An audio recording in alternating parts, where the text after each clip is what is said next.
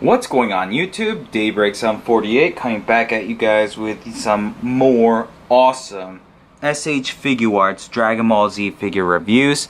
Today we're going to kick things off with Master Roshi himself.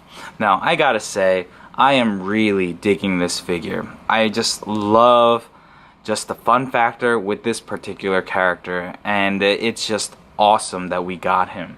Now with that said, it's been a hot minute since I've done one of these figure reviews, so let's start off with the packaging. So as you guys can see, this is the standard packaging for the S.H.Figuarts Dragon Ball Z lineup. We have Master Roshi, we have his Japanese name right here, we have all the different stickers and labels all across the bottom right there. You have awesome pictures of Master Roshi and some more pictures, and then that's pretty much it. Moving that to the side, let's talk about the accessories and everything that's included in the packaging. So first thing I would like to showcase is the instruction manual. There's a lot of things going on with this particular figure that I think you want to be aware of. It's in both Japanese and in English, so I highly recommend that you take a look at this as soon as you get your figure out of the packaging. Now, some people have asked me, Daybreak, where the hell is the instruction manual? Can't find mine. It's usually behind the cardboard, that green cardboard that you see. It's usually back there.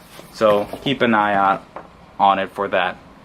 Now, let's take a look at all of the different accessories. So first, we're going to just take care of all these hands, because most of these hands you've already seen time and time again. So you have the fisted hands, you have the karate chopping / martial arts hands.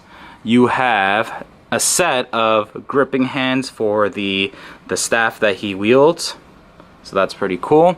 And then you get a lot of different cheesy and fun definitely fun hands that we've never seen before. So this one, you might be like, Daybreak, that's the regular Kamehameha hands. Not necessarily, because of the way it is posed. As you can see, the peg shoots out right here. Usually it would be on the bottom, but this is for some of his more, like, this is actually for the Dragon Ball. So taking this 3-star Dragon Ball, yes, you can't really see the 3, but you can have him holding it in his palm just like that, which makes for a very awesome display. Love the fact that that Dragon Ball is translucent. It looks great. So showcase this Dragon Ball, so I'm going to move that aside. Up next, this is another one of the unique hands that I was telling you about. It looks like a simple palm hand, but once again, it's angled, so that's pretty cool. Next, we have a peace / victory pose hand, and then to finish things off, we have one of each. This is for his iconic look with his derpy face. That one right there, yeah, that is for that particular pose. If you haven't checked out the anime or manga where that is a thing, yeah, I would recommend that you do so. It's in Dragon Ball, not Dragon Ball Z. So, with that said, or no, Dragon Ball Z, I lied. I don't remember, it's in the earlier episodes. If someone could let everyone know, please leave it in the comment section down below. But with that said, now let's take a look at some of the other accessories that are included with this particular figure. So as you guys can clearly see, you have the display base right here, and if you are going to display your Master Roshi with the turtle shell, it is very difficult to have him standing without a stand.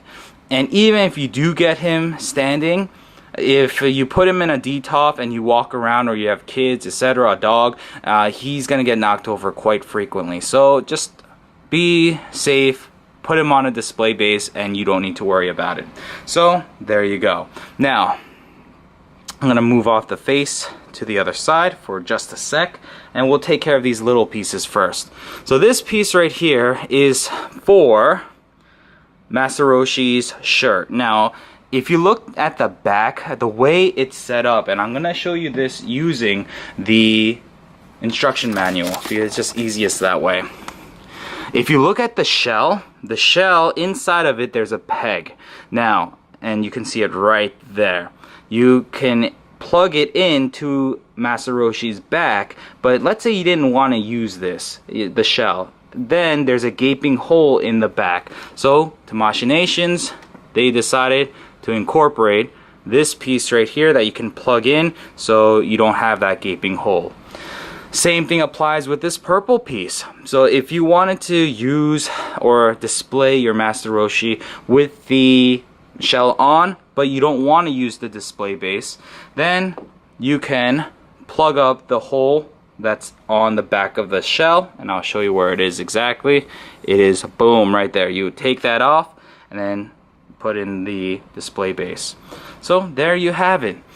And then lastly, to talk about the rest of his access, actually not lastly, there's a ton more. There's the staff that you guys clearly see right in front of you. You have the shell. Now the shell and this rope piece, they are separate when you actually get them out of the packaging, and you have to assemble it this way. Not hard, but the rope piece is actually a very, very stiff piece of plastic, so I would recommend that you take your time with it and just don't be too crazy aggressive with it, because you can definitely snap it. And then you get his glasses. So there you go. Now on to one of the most funniest things that I've seen in a long time, and it's very different. So as you guys can clearly see, we have this disgruntled look face. He looks like he's kind of drunk. Yeah, he has, his mouth is open, he's missing some teeth, but looks awesome. What you can do is you can actually pull off the beard right here, leaving you with just this piece. So why is this a thing? Well, it's because if you wanted to have your Master Roshi with his mouth closed and an angry version like this one right here, so for example, if I take off his glasses and put it on this one, he looks like the Dragon Ball Super version, where he's ready to take on some other fighters from other universes. Now, mind you, my Master Roshi right now doesn't have a beard, so it looks really weird, but that's something that you actually can do. And this one works the same exact way. So keep that in mind. Alright, so when it comes to articulation, actually I'm going to move off the glasses, because they're pretty good, but they do tend to fall off. I'm going to move this staff piece away too. So moving on to articulation and just everything else about the main figure itself. Overall, I really dig the aesthetic of it. This purple is that nice and light purple, and you see shading done in the crevices of the shell, so that's actually quite nice. There's a lot of scratch marks and whatnot that's detailed along the shell as well, so that's pretty awesome. When it comes to the actual figure, there is no real paint shading at all. Maybe some in the pants that I'm not aware of, but it just looks like solid plastic to me. So that's that. When it comes to the face sculpt, I mean, that's definitely Master Roshi. There's no denying it. He looks freaking amazing. Articulation is hindered while you have this shell piece on him, obviously. And he is very, very back heavy, like I mentioned. The head can look left, right. He can look up, can look down. That much, which is not really much at all, but he has the little side to side motion. His arms can fully rotate. His elbows can bend more than 90 degrees, a little more than 90 degrees, so that's actually nice. He does have a bicep cut right up here, and his hands are on a ball, so it can pivot and it can hinge up and down wherever you might need it. Now, when it comes to his upper body, it's split in 3 different levels. This bottom piece is a very nice pliable rubbery plastic, so it's not going to get in the way. This piece and this piece is where the diaphragm joint is, but if you get him kind of posed in certain ways, you can see gappage issues occurring, so that kind of sucks. Another thing I would like to just let you guys know and just make sure you're careful. The paint here from this top half it really like rubs against this bottom half, and you can see like I guess markings left behind from this upper plastic. So be careful. When it comes to the legs, just your standard ball, so it can kick out, kick back pretty far. There's a thigh cut built in here, thigh swivel I should say. He gets more than 90 degrees when it comes to the knees, which is nice, and the feet have beautiful ankle pivot, can go all the way up, which is ridiculous, all the way down, and the toe joint. So articulation wise, he is jam-packed. Love it. So this is pretty much the Master Roshi that you want in your display. He is a phenomenal figure. I would highly recommend it if you have the funds to pick him up and you're looking for a Master Roshi figure. This is the one that you want to go with.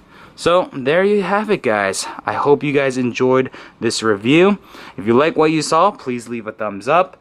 If you have any questions or concerns about this particular figure, leave in the comments section down below and I'll get back to you as soon as I possibly can. And with that said, this is Daybreak 748 and Master Roshi, and we're signing out. Peace out, guys.